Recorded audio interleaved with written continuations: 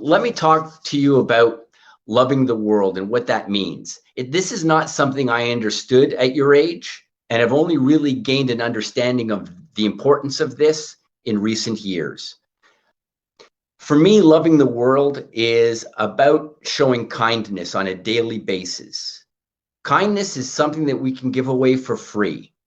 But what I've come to realize is when we are kind, what comes back to us in abundance is priceless. And it can be something as simple as meeting a stranger and asking how their day is, but genuinely being interested in how their day is. Something as simple as that, it shows that you care about other people. That level of kindness will add so much value to your future. If you can learn to consider other people rather than just yourself, which is not an easy task, I'll be very honest with you. Most people are very self-centric. They think about what makes them happy, and others are a distant second. You need to make yourself happy. You need to take care of yourself, but bring others closer to you. Look at people that may look different, sound different, and open your minds to communicating with those people. Giving is more for you, actually, than it is for the people you're giving to. When you give kindness, when you give of yourself to people, you can be giving them a gift that will cause a ripple that will last far beyond your efforts. In other words, if you help someone by simply sharing a kind word with them today, well, they're likely not only going to have an improved spirit, but they're likely to pass that same gift on to someone else, who will pass it on to someone else, who will pass it on to someone else. You see, I didn't understand these things when I was your age. I'll be honest with you, I was very self-centric. I was happy being me. I was content. And it wasn't that I didn't care about other people, but I didn't consider other people the way I do today. And had I learned this lesson at your age, it would have given me a distinct advantage in moving myself and my career forward. On this same topic, I want you to understand the importance of self-love and self-care. So I know this sounds contradictory to what I've just shared with you about caring about other people, but you do need to take care of yourself first. You need to take care of your health, your mental well-being.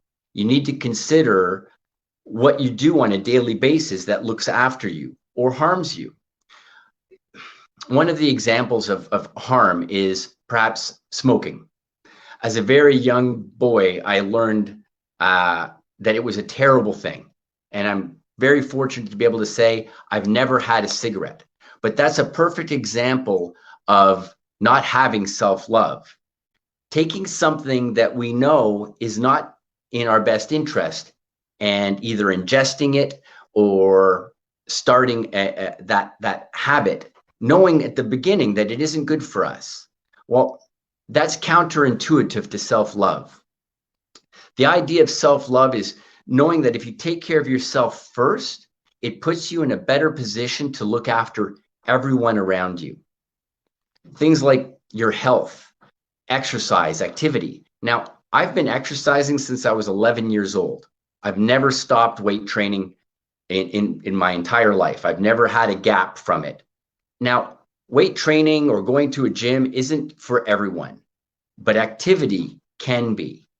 Learn to make activity a part of your daily living.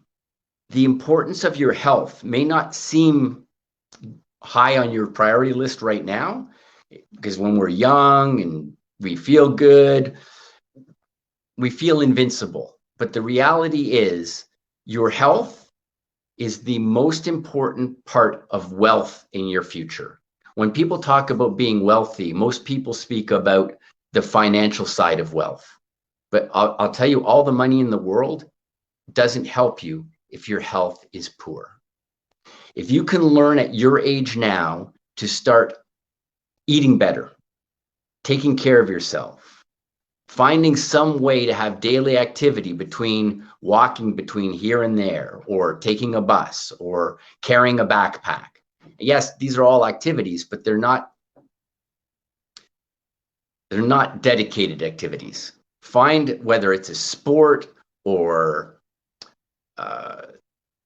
anything that you can do to help your health is going to carry so much weight for you moving forward. That level of self-care will only make you better for taking care of loved ones in the future. It makes you a better employee. It makes you a better entrepreneur. The better your health is, the better you perform, period. End of story. There's no negotiation on this.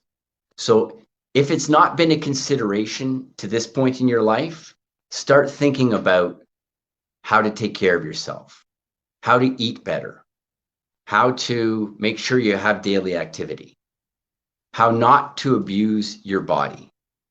Because every time you do something that is not going to help your health, it's going to cause detrimental effects long term. And the idea of living a full life is living a full, healthy life.